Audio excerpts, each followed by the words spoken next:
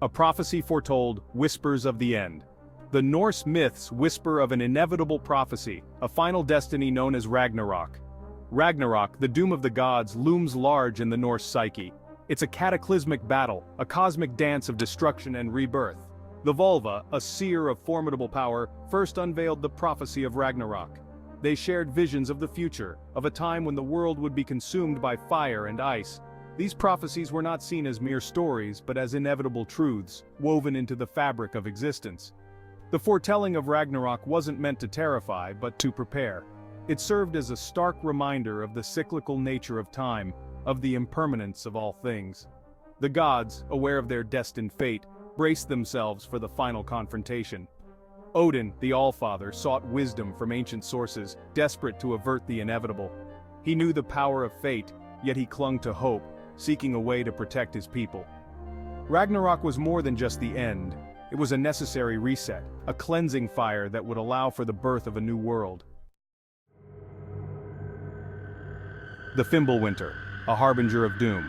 The first sign of Ragnarok is as chilling as the frozen north itself. Fimbulwinter. Picture 3 successive winters without any intervening summer. The sun, a distant memory, barely offers warmth. This is no ordinary winter, it's a season of endless frost, a prelude to the end. Fimbulwinter grips the 9 realms, plunging them into perpetual darkness and despair. Crops wither, livestock perish, and famine stalks the land, leaving despair in its wake. As Fimbulwinter tightens its icy grip, morality decays. Brother turns against brother, trust erodes, and chaos reigns. The bonds of kinship, once sacred and strong, snap under the weight of survival. The very fabric of society unravels, mirroring the impending cosmic collapse.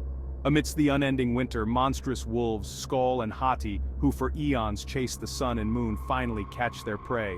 The celestial bodies vanish, plunging the realms into perpetual darkness.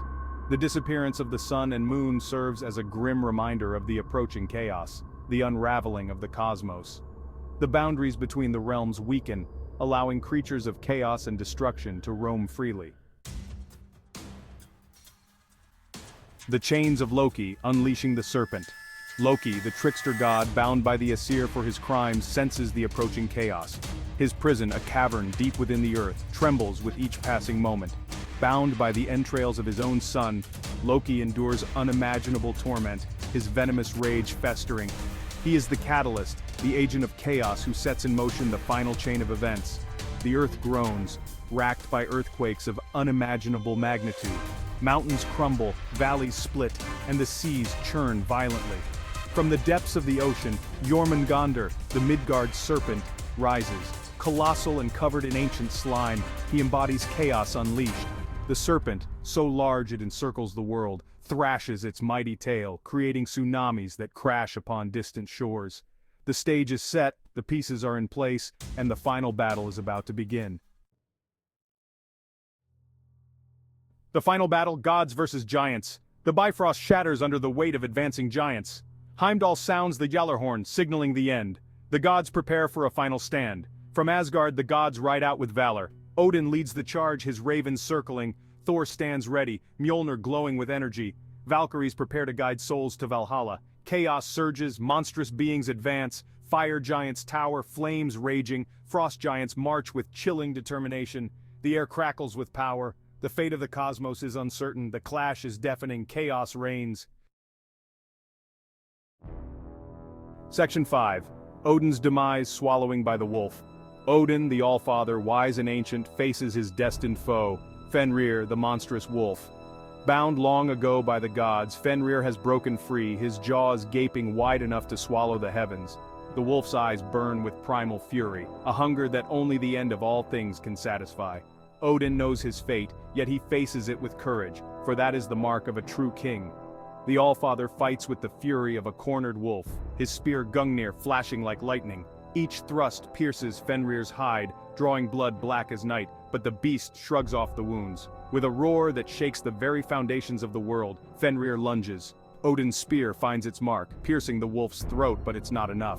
The jaws of fate snap shut, and Odin, the Allfather, the wisest of the Aesir, disappears into the wolf's maw. The death of Odin sends a shockwave of despair through the ranks of the gods. Section 6. Thor's last stand. Venom of the Serpent. Thor, the god of thunder, engages Jormungandr, the Midgard serpent, in a battle for the ages. Lightning crackles around Mjolnir, Thor's mighty hammer, each strike a deafening thunderclap. The serpent, its scales harder than any shield, fights back with terrifying ferocity, its venomous breath poisoning the air and water. Thor, fueled by the death of his father and the impending doom, fights with the fury of 1,000 storms. He smashes Mjolnir against the serpent's skull, drawing a roar of pain from the monstrous creature. The earth trembles under their feet, the very air thick with the stench of ozone and venom. Finally, with a mighty blow, Thor shatters the serpent's skull, its venomous blood raining down upon the battlefield. But the victory is short-lived, for Thor too has received his death blow. The serpent's venom courses through Thor's veins, burning like liquid fire.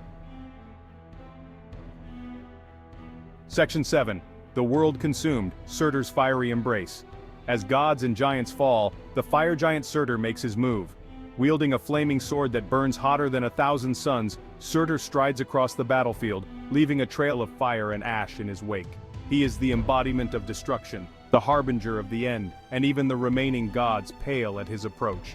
The air crackles with heat, the very fabric of reality seeming to warp and melt in his presence. Surtur raises his sword and with a roar that splits the heavens, brings it crashing down upon Asgard. The city of the gods, once a shining beacon of hope, erupts in flames. Towers crumble, halls collapse, and the screams of the dying are swallowed by the inferno. The fire spreads, consuming everything in its path, an unstoppable force of destruction. The world tree, Yggdrasil, which connects the 9 realms, burns. Its branches, once teeming with life, wither and blacken. The universe, once vibrant and alive, is reduced to a swirling vortex of fire and ash. But from the ashes of destruction, hope rises. The world, once consumed by fire, begins to cool. The flames die down, leaving behind a scorched but fertile earth. The rains fall, cleansing the land, washing away the remnants of battle. From the ruins of the old world, a new one emerges, vibrant and full of life. Deep within the earth, a seed protected from the fire begins to sprout. It grows, pushing through the charred soil, reaching for the sky. This is Yggdrasil reborn, the world tree renewed, its branches once again connecting the 9 realms. Life returns to the cosmos, fragile yet persistent. 2 humans, Lif and Lifthrasir, emerge from their shelter within Yggdrasil's roots. Ragnarok, in its destructive glory, served as a powerful symbol for the Norse people. It wasn't just a story about the end of the world, it was a profound reflection on the cyclical nature of life, death, and rebirth. It spoke of the impermanence of all things, the inevitability of change, and the ultimate renewal that follows even the most catastrophic events.